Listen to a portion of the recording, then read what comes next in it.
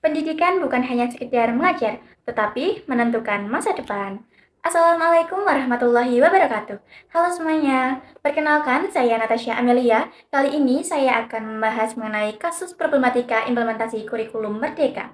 Tujuan video ini dibuat untuk memenuhi tugas ujian akhir semester mata kuliah landasan pendidikan yang diampu oleh Ibu Lovika Ardanariswaris MPD. Pendidikan memiliki peran yang sangat penting, karena dengan pendidikan, kita mampu untuk mengembangkan potensi peserta didik secara menyeluruh, mencangkup aspek intelektual, emosional, sosial, keterampilan, dan juga karakter, sehingga peserta didik akan siap untuk menghadapi tantangan abad ke-21, seperti pesatnya perkembangan teknologi, tuntutan berpikir kritis, penguatan literasi dan numerasi, serta kebutuhan akan karakter dan juga kemandirian. Untuk mendukung tujuan tersebut, pemerintah menerapkan kurikulum merdeka, di mana pembelajaran sudah berpusat pada peserta didik dan penguatan karakter.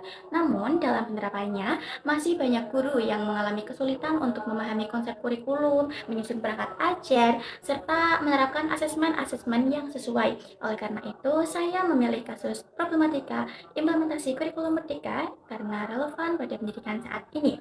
Dalam implementasi kurikulum merdeka, guru berperan sebagai fasilitator, di mana guru membimbing peserta didik belajar secara mandiri, menyesuaikan pembelajaran dengan kebutuhan dan potensi siswa, serta menanamkan nilai karakter melalui proses pembelajaran. Meskipun dengan demikian, keterbatasan pemahaman guru terhadap perencanaan pembelajaran dan asesmen masih menjadi kendala utama dalam penerapannya.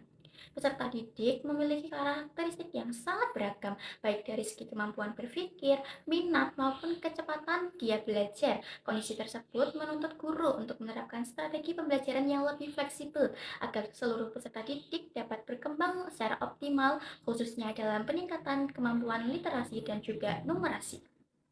Situasi kelas dan lingkungan juga menuntut guru untuk bersikap kreatif dan adaptif, karena keterbatasan sarana dan prasarana mengharuskan guru untuk memanfaatkan sumber daya yang tersedia secara efektif agar pembelajaran tetap berpusat pada peserta didik dan tujuan kurikulum dapat tercapai. Ditinjau dari landasan filosofis, pendidikan diarahkan untuk membentuk peserta didik yang mandiri, berkarakter, mampu berpikir kritis dengan menjunjung nilai-nilai kemanusiaan dan keadilan.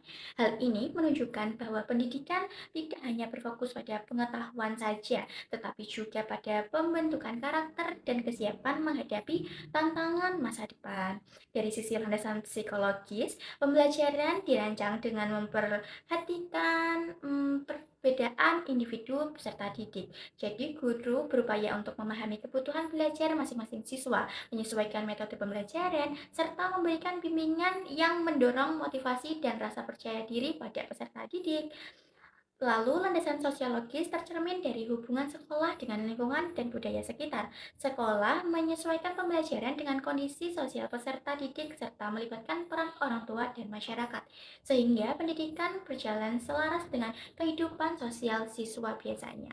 Sementara itu, landasan yuridis memengaruhi pelaksanaan pendidikan melalui kebijakan dan peraturan yang berlaku. Guru dan sekolah berkewajiban untuk melaksanakan pembelajaran, menyusun perangkat ajar, dan menerapkan asesmen-asesmen yang sesuai dengan standar nasional sebagai bagian dari implementasi kurikulum merdeka. Sebagai mahasiswa calon guru dari kasus problematika implementasi kurikulum merdeka, saya menyadari bahwa peran guru tidak hanya mentransfer pengetahuan, tetapi juga membimbing, memfasilitasi, dan juga menyesuaikan pembelajaran dengan kebutuhan peserta didik.